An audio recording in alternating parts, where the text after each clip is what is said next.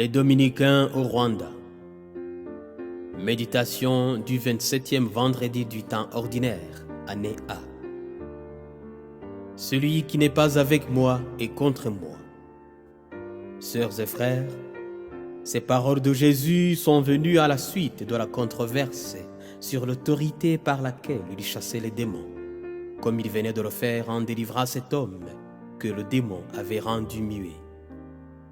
Mais après ce miracle, Jésus était accusé par ses adversaires d'expulser les démons au nom de Belzéboul, le chef des démons. Cependant, cette accusation était non seulement aberrante, mais aussi antithétique. Car, même si les démons pourraient se haïr entre eux, simplement parce qu'ils sont incapables de nourrir d'autres sentiments que la haine, ils convergent tout de même dans l'odieuse besogne qui cherche à détruire l'œuvre de Dieu. Alors, expulser les démons au nom de leur chef signifierait simplement que ce dernier œuvre pour la division et la destruction de son propre royaume, ce qui serait absurde, comme Jésus lui-même le fait comprendre à ses blasphémateurs. Voyez-vous, frères et sœurs, ce passage de l'Évangile nous met sur la route qui va de la Galilée à Jérusalem.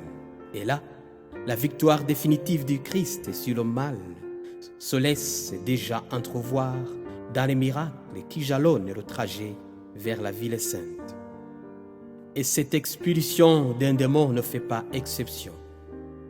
En jetant dehors cet esprit impur, le Seigneur annonce l'échec définitif du diable, un échec qui sera conclu dans la nuit de Pâques, quand le ressuscité redonnera parole à l'homme en le délivrant du silence captif du diable.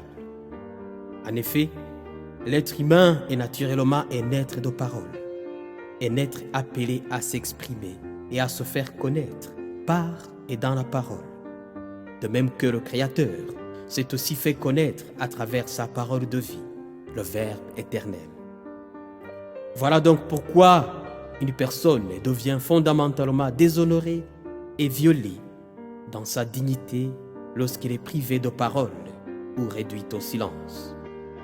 D'où le caractère particulièrement méchant de ce démon dont il est question dans l'évangile d'aujourd'hui.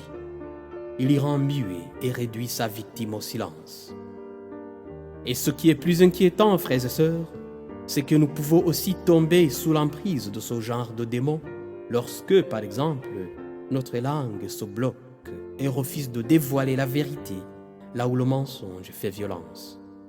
Ou lorsque nous refusons d'ouvrir notre bouche pour présenter nos excuses à celui que nous avons offensé.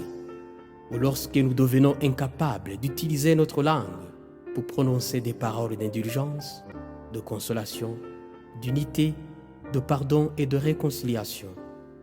Ou encore lorsque nous restons indifférents et muets devant la souffrance des affamés, des sans-abri et des opprimés de toute catégorie. Ne sommes-nous pas dans ce cas victimes de ce démon qui rend muets, indifférents et inactifs? Puisse le Verbe de Dieu faire de nous des hommes et des femmes capables de se sanctifier à travers l'usage vertueux de les langues et qui nous préserve de ce silence indifférent et inactif face à l'injustice et à la souffrance des autres. Amen.